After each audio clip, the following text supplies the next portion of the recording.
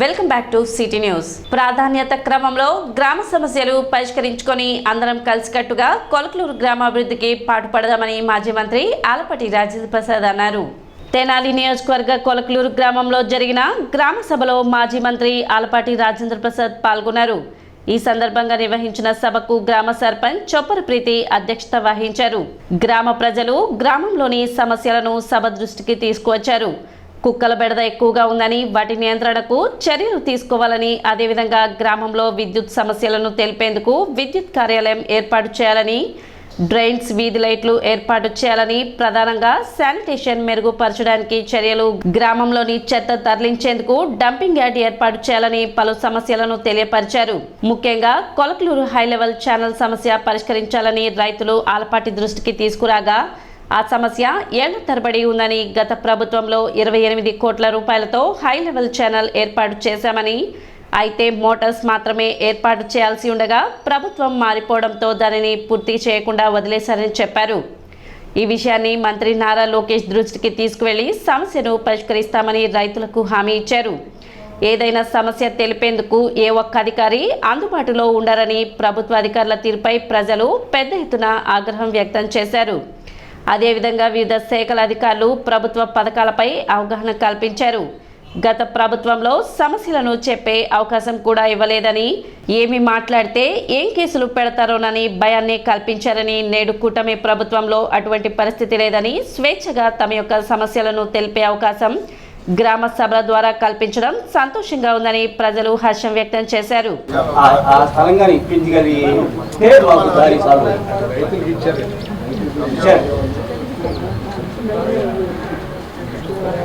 వేరే వాళ్ళు సాగుతున్నాడు అది కానీ మాకు దారి ఇప్పుడు మండి డొంక ఇది ఏంటంటే, గతంలో కొంతమంది రైతులకి పట్టాలు ఇచ్చినట్టుగా ఉంది. వాళ్ళు అసలు రైతులా, లేకపోతే కొత్తగా వచ్చారా, లేకపోతే ఇప్పుడు ఎవరు ఉన్నారనేది తెలియదు. మండి డొంక సర్వే చేస్తే వాస్తవాలు బయటకు వస్తాయి. ముందు సర్వే చేయించండి. సర్వే చేయించిన తర్వాత రెవెన్యూ రికార్డ్స్లో ఎవరున్నారు ఏంటనేది కూడా మొదలు తేలిస్తే అప్పుడు నీకు ఇబ్బంది లేకుండా ఆ డొంకని వేయటానికి ఏంటనేది చూడవచ్చు. ఓకే, మీకు ముందర దాని మీద ఒక అవగాహన తెచ్చుకొని మీరు ఒక రిపోర్ట్ రాసి ఇది ఆన్ రికార్డు రికార్డు చేయండమ్మా. ఇది గ్రామ సభలో ఈ విషయాన్ని చర్చించాలని చెప్పి కన్సర్న్ విఆర్ఓ మీరు ఎంక్వైరీ చేసి రిపోర్ట్ సబ్మిట్ చేయాలని చెప్పి. పెన్షన్ రాసే టైం అంటే మొన్న పెన్షన్స్ ఉన్న పెన్షన్స్ 2000 నుంచి 4000 చేయడం జరిగింది కదా. ఆ 4000 రూపాయలు గతంలో ఏదైతే ఉందో ఆ పెన్షన్స్ అన్ని ఇవ్వడం జరిగింది. 4000 రూపాయలు పెన్షన్ ఇవ్వడం జరుగుతుంది. మీకు కూడా వస్తుంది ఖచ్చితంగా. దాన్ని మళ్ళీ ఆ సైట్ ఓపెన్ చేస్తారమ్మా. అప్పుడు ఎవరికైతే పెన్షన్ లేవో, ఎవరికైతే తెల్ల కార్డులు లేవో, ప్రభుత్వం దగ్గర నుంచి ఏమైనా రావాల్సినవి ఉన్నా అన్నీ కూడా వస్తాయమ్మా. అందుకే మీకోసమే ఈ పథకం. దీనికి ఆధారం లేదు కానీ సమయం, సందర్భం మళ్ళీ రావాలి కదా. మొన్నే కదా 3 నెలల క్రితం కొత్త ప్రభుత్వం వచ్చింది. ఈ ప్రభుత్వం మళ్ళీ ఉన్న పెన్షన్లు పెంచి ఇస్తూ ఉంది. కొత్త పెన్షన్లు పెట్టుకోవడానికి అవకాశం వస్తుంది. అవకాశం రాగానే పెట్టుకోండి. గత 5 సంవత్సరాలుగా గ్రామంలో ఏ ఒక్క అభివృద్ధి పనులు జరగక సమస్యల వలయంగా మారిందని, కూటమి ప్రభుత్వంలో అందరం కలిసికట్టుగా పనిచేసి గ్రామాన్ని అభివృద్ధి పదంలో నిలుపుకుందామని ఆలపాటి రాజేంద్ర ప్రసాద్ తెలిపారు. కార్యక్రమంలో పలు ప్రభుత్వ శాఖ అధికారులు పాల్గొన్నారు. ఇంటి చుట్టుపక్కల అంతా గొడవలు అవుతా ఉన్నాయి. మా ఇంటి పక్కన కాల్చాము, మా దాని పక్కన కాల్చామని గొడవ జరుగుతూ ఉన్నాయి. దీనికి మేము పంచాయతీ వారికి అందించే సూచన ఏంటంటే, కాజీపేటకి దాదాపు వారం ఒకసారి బండి వస్తూ ఉందండి. అది రోడ్డు మీద ఉన్న చెత్తను మాత్రం వాళ్ళు క్లీన్ చేస్తూ ఉంటారు. మేము వాళ్ళకి చెప్పింది ఏంటంటే, మీరు ఏదన్నా ఒక మైక్ లాంటిది పెట్టుకుంటే ఇంట్లో ఉన్న ముసలివాళ్ళు ఆ బజారు చివరికి వచ్చి చెత్త వేసుకుంటారు. మీరు సందులోకి రావాల్సిన అవసరం కూడా లేదు. ఇది చెయ్యండి దయచేసి అని చెప్పాము సార్. దీనికి సిబ్బందితో సంబంధం లేదండి. ఇళ్ళన్న వాళ్ళు వచ్చి వేస్తారు కాబట్టి కొంచెం వెయిట్ చేసి మీరు ఒకసారి వారంలో 2 సార్లు పంపిస్తే ఇళ్లలో ఉన్న చెత్త రోడ్ల మీద వేసుకోకుండా డైరెక్ట్గా చెత్త అనేది ట్రక్కులో వేయడం జరిగింది. ఇది తీసుకెళ్లి ప్రజెంట్ ఎక్కడైతే పడేస్తున్నారో అక్కడే పడేసి మీరు దాన్ని అట్లానే క్లీన్ చేయండి. అట్లీస్ట్ ఊరు అనేది సగం 50% మంచిగా ఉంటుంది అనేది చెప్పడం జరిగింది. ఒక హై లెవెల్ ఛానల్ పుట్టిన దగ్గర నుంచి ఈ సమస్య ఉంది ఈ ఊరికి. హై లెవెల్ ఛానల్కి మొట్టమొదటిసారిగా మెయిన్ ఛానల్కి, అంటే మెయిన్ ఛానల్ అంటే బకింగ్హామ్ కెనాల్, దాని నుంచి డీవియేషన్ చేయకూడదన్నా కూడా మనం డీవియేషన్ చేయించి దాని మీద ఎత్తిపోతల పథకం ఒకటి పెట్టించాం. దాదాపు ఒక 28 కోట్ల పైన. ఎవ్రీథింగ్ కంప్లీట్ అయింది ఎక్సెప్ట్ మోటార్స్ పెట్టడం. డబ్బులు లేక గత ప్రభుత్వంలో మోటార్లు పెట్టలేదని చెప్పుకొచ్చారు. అది ఒక సమస్య. రెండో సమస్య ఏంటంటే హై లెవెల్ ఛానల్కి ఒక ప్రాబ్లం ఉంది. ఒకటి వెస్ట్ ఈస్ట్ రెండు ఉంటే ఒక ఛానల్ గ్రావిటీ మీద వెళ్ళిపోద్ది. నువ్వు నీళ్లు వదలంగానే హై లెవెల్ ఛానల్లోకి నువ్వు ఎంత వాటర్ అన్న వదులు వెళ్ళిపోద్ది. ఈస్ట్ ఛానల్ మీద 4 ఉన్నాయి. 1, 2, 3, 4, 1, 2, 3, 4. ఈ 1, 2, 3, 4 అంటే తంగెలమూడి, అనవర్లపూడి దగ్గర నుంచి పైకి కొలకలూరు, పైన ఉన్న పెనుమూలి, ఆ తర్వాత పదకొండూరు అండి, ఇవన్నీ ఉన్నాయి. పంట వేసుకున్నాడు కల్లా నీటి సమస్య వృద్ధి వస్తుంది. అంతేకాకుండా గ్రామం అంతా కూడా ఆ కాలం మీద ఉన్న రైతాంగం కింద ఎవరైతే రైతులు ఉన్నారో వాళ్ళందరూ కూడా కొద్దిగా సమిష్టిగా పహరాలాగా కాస్త అటు తిరుగుతూ ఉంటుంటే వాళ్ళకు కూడా కొద్దిగా జాలి కలిగిద్దో, లేకపోతే భయం కలిగిద్దో, గౌరవం కలిగిద్దో రైతు మీద. వాళ్ళు కూడా రైతులే కాబట్టి మనం కూడా రైతులే అని చెప్పి భావిస్తారు. మనకి ఇబ్బంది ఉంది అని చెప్పి ప్రతినిత్యం తెలపాల్సిన అవసరం. ఒక ఏఈఓ, డిఈఓ వీళ్ళందరూ తీసే యంత్రాంగం గురించి మనం పెద్ద పాటించుకోవాల్సిన. మనకున్న రైతులే మనకు అడ్డుపడతా ఉంటారు. గ్రామ నిధులతో పాటు 15th ఫైనాన్స్తో పాటు ఈ తప్ప ఎన్ఆర్జీఎస్ కూడా మన ప్రాంతానికి చెందిన వ్యక్తే కేంద్ర మంత్రి అయ్యారు, రామసాని చంద్రశేఖర్. అది కూడా ఏంటంటే ఈ ఎన్ఆర్జీఎస్ ఇవన్నీ కూడా ఆయన కిందకే వస్తాయి. అందుకని ఎన్ఆర్జీఎస్ నిధులు కూడా వస్తాయి. ఇంత పెద్ద గ్రామం కాబట్టి మీకు వచ్చే 15th ఫైనాన్స్ కానీ మీకు వచ్చే జనరల్ ఫండ్ కానీ సరిపోదనేది మనందరికీ తెలుసు. ఎందుకంటే గతంలో చిన్న చిన్న పనులు ఉండే, ఇప్పుడు అన్ని సమస్యలే అందరికీ అన్నీ కూడా నిధులతో కూడినటువంటి సమస్యలే వస్తాయి. కాబట్టి వాటిలన్నింటినీ మనం చేర్చాలంటే ఈ గ్రామ సభలో మీరు మ్యాక్సిమం వర్క్స్ కూడా ఏదో ఈ ప్రయారిటీ వర్క్స్ అని కాకుండా ఎన్ని వర్క్స్ పెట్టగలిగితే అన్ని వర్క్స్ పెట్టండి. డబ్బులు ఉన్నాయి, డబ్బులు లేవనేది కాదు. ఎన్ని వర్క్స్ ఉంటే అన్ని వర్క్స్ పెడితే ఏమైందంటే ఆ ప్రయారిటీ బేస్ ఇన్ని ఉన్నాయి కాబట్టి పెద్ద గ్రామం కాబట్టి మనం కొద్దిగా ఎక్కువగా నిధులు తెచ్చుకోవడానికి ఆస్కారం ఉంటుంది. చెరువుల నుంచి బయటకు వెళ్ళడానికి మనకి అవుట్లెట్ అనేది కాస్త ఇబ్బందిలో ఉంది. అక్కడ మనకి కల్వర్ట్ అనేది కట్టి అక్కడ నుంచి డ్రైన్ వెనక వైపుకి తీసుకెళ్తే మనకి ఈ వాటర్ అన్ని, ఈ డ్రైన్ వాటర్ అన్ని కూడా ఆ చెరువుల నుంచి బయటకు వెళ్తాయి. మనం ఈ కల్వర్ట్ కట్టలేకపోవడం వల్ల, డ్రైన్ వాటర్ అనేది బయటకు వెళ్ళకపోవడం వల్ల ఇప్పుడు చిన్నపాటి వర్షం పడినా కానీ సరే రోడ్లు మునిగిపోయి ఇళ్లలోకి వచ్చే పరిస్థితి ఉంది. ఈ వీరమ్మ చెరువు కల్వర్ట్ అనేది ఆల్రెడీ శాంక్షన్ అయ్యి ఉందండి. మన గ్రామ పంచాయతీ నిధుల్లో కూడా శాంక్షన్ అయ్యి ఉంది. డిపార్ట్మెంట్ వాళ్ళు ఏం చెప్పారంటే వాళ్ళ దగ్గర నుంచి వచ్చిన సూచనలు వర్షాకాలం ఆగిన తర్వాతనే మనము ఆ వర్క్ స్టార్ట్ చేయడానికి ఉండిద్దండి. ఎందుకంటే మా చెరువులో ఉన్న వాటర్ అంతా కూడా బయటకు పంపించిన తర్వాతే మనం వర్క్ అనేది స్టార్ట్ చేయగలమని చెప్పారు. అందువల్ల కొంచెం డిలే అయింది. పోస్ట్ మార్టం రిపోర్ట్లు ఏమవుతుందంటే చంపేసినప్పుడు ఇచ్చిన ఆ మందు ఏదైతే ఉంటుందో అది 3-4 రోజుల తర్వాత మనకి డిడక్ట్ అవ్వదన్నమాట. అలాంటి మెడిసిన్ ఇస్తారు. సో రిపోర్ట్లు అయితే ఏ కెమికల్ లేదని చెప్పేసి వచ్చింది.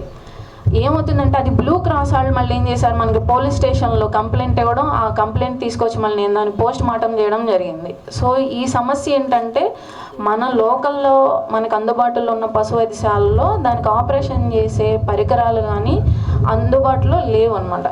కానీ మనకి జరుగుతుంది ఏంటంటే మున్సిపాలిటీ కింద క్లియర్గా ఆపరేషన్ థియేటర్ ఉంది. మనం అక్కడికి ఏమన్నా పట్టుకుని తీసుకెళ్ళగలిగితే వాళ్ళు చేసి మళ్ళీ మనకు పంపించేస్తారు. అది ఉపాధి హామీ పథకం నిధులతో గ్రామ పంచాయతీ పరిధిలో మెటీరియల్ కాంపోనెంట్ పెంచడం వలన పథకం నిర్వీర్యమైపోతుందని ఆంధ్రప్రదేశ్ రైతు సంఘం జిల్లా ఉపాధ్యక్షులు ములక శివసాంబిరెడ్డి తెలిపారు. శుక్రవారం కొలకలూరు గుడివాడ గ్రామ సభలలో మాజీ మంత్రి ఆలపాటి రాజేంద్ర ప్రసాద్ ఇరిగేషన్ ఏఈ ఉషారాణికి వినతి పత్రాలు అందజేసి మాట్లాడారు. శివసాంబిరెడ్డి మాట్లాడుతూ వామపక్షాల పోరాట ఫలితంగా వచ్చిన ఉపాధి హామీ పథకానికి తూట్లు పొడిచేలా కేంద్ర ప్రభుత్వం నిధులలో కోత పెడుతుందని తెలిపారు. గ్రామ పంచాయతీ పరిధిలో 60% కార్మికులకు 40% మెటీరియల్ కాంపోనెంట్కు నిధులు ఖర్చు చేయాలని కోరారు. ప్రభుత్వం పేదలకు ఇచ్చిన ఇళ్ల స్థలాలు, పాఠశాలలకు, ఆట స్థలాలు, శ్మశాన స్థలాలకు మెరకలు ఈ పథకం నిధుల ద్వారా వేసుకోవచ్చని తెలిపారు. రైతులకు ఉపయోగపడే విధంగా పంట కాలువలు, మురుగు కాలువల్లో గుర్రపు డెక్క, జంగిల్ క్లియరెన్స్, మట్టి పనులు పథకంలో చేపట్టే విధంగా చర్యలు తీసుకోవాలని సూచించారు. గుడివాడ సర్పంచ్ ఎడ్లపాటి రాకేష్, వ్యవసాయ కార్మిక సంఘం నాయకులు జ్యోతుల కోటేశ్వరరావు, బండి సుధాకర్ తదితరులు పాల్గొన్నారు. సామిరెడ్డి గారు ఉపాధి హామీ పథకం పేదలకు ఉపయోగపడే విధంగా చర్యలు తీసుకోవాలని, ఎందుకంటే కాంపోనెంట్ కాన్సెప్ట్ ఎక్కువ అవుతా ఉంది, ఎంప్లాయ్మెంట్ కాన్సెప్ట్ తక్కువ అవుతా ఉందని చెప్పి దాని మూలంగా నిరుద్యోగ వృద్ధి పెరుగుతూ ఉంటుందని చెప్పి చెప్పడానికి ప్రయత్నించారు. అదేవిధంగా మాగాన్ భూములని ఇళ్ల స్థలాలు కేటాయించి మెరక వేయకపోవడం వల్ల కూడా చాలా స్థలాలు ఖాళీగా ఉన్నాయని చెప్పి, రెండవది ప్రాథమిక పాఠశాలలో ఆట స్థలాలు పల్ల ప్రాంతాల్లో ఉన్నాయి, వీటికి మెరకలు వేయాలని చెప్పి చెప్తా ఉన్నారు సాంబరెడ్డి గారు.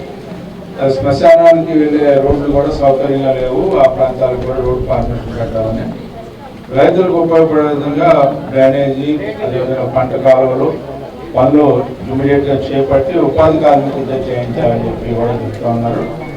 గొర్రపు డెక్కు, జంగిల్ క్లియరెన్స్, మట్టి పనులు ఉపాధి చట్టంలో చేర్చాలని, ఉపాధి పనులు 200 రోజులు పెంచి 600 రూపాయల కూలి ఉండాలని చెప్పి మా సామిరెడ్డి గారు, అదేవిధంగా జ్యోతుల కోటి సార్ వీళ్ళందరూ పడుతూ ఉన్నారు.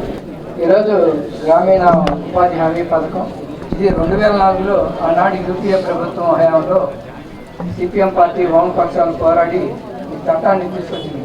కానీ క్రమక్రమంగా చట్టాన్ని కేంద్ర ప్రభుత్వం నిధులు నీరుగారుస్తూ గత సంవత్సరం 70,000 కోట్ల రూపాయలు తగ్గించేశారు. దీనివల్ల ఉపాధి హామీ పథకం అనేది కూడా క్రమంగా పోయే ప్రమాదం కూడా ఏర్పడింది. అందుకని దీనికి ఈ ఉపాధి హామీ పథకంలో గత నాకు తెలిసి 30-40 ఏళ్ళ నుంచి ఇచ్చిన ఇళ్ల స్థలాలు ఖాళీగా ఉన్నాయి. ఎందుకంటే మన డెల్టా ప్రాంతం అంతా మాగాణి భూములు కాబట్టి పేదలు మెరకలు వేసుకోకపోవడం వల్ల ఇవన్నీ కూడా నిరుపయోగంగా ఉంటాయి.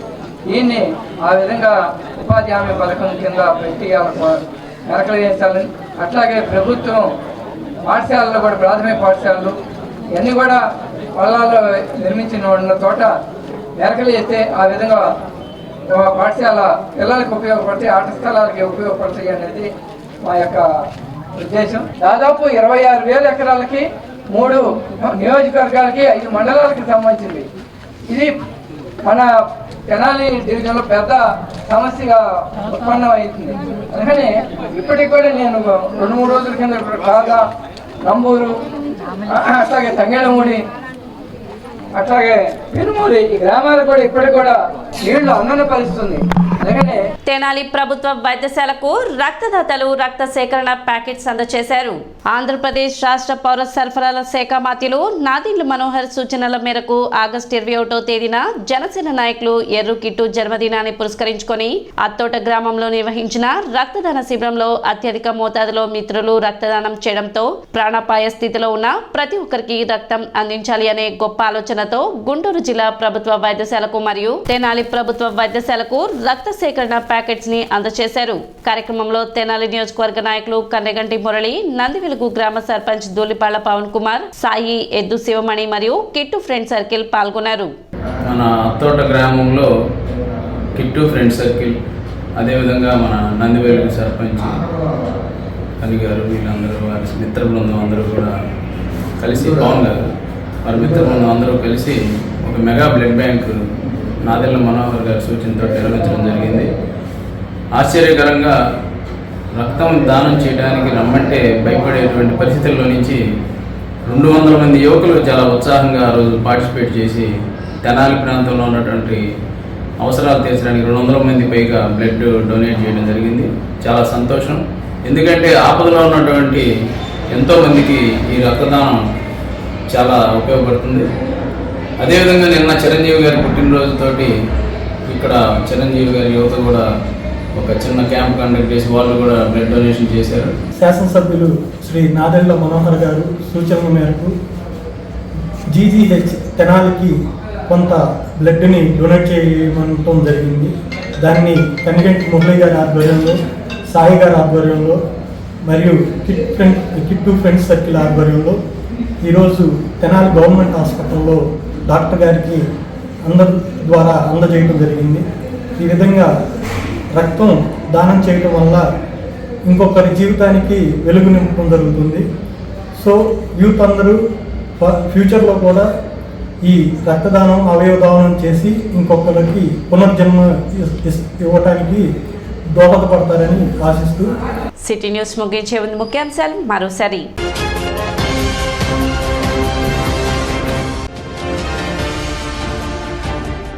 గ్రామ పంచాయతీలను బలోపేతం చేయడమే గ్రామ సభల ఉద్దేశం. వల్లభాపురంలో జరిగిన గ్రామ సభలో మంత్రి నాదెండ్ల మనోహర్ వెల్లడి.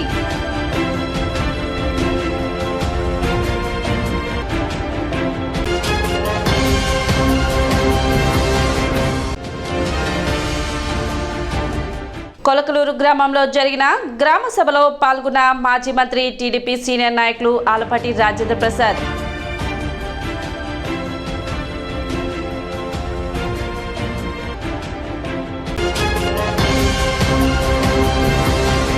సిటీ న్యూస్ ఇంతటితో సమాప్తం. నమస్కారం.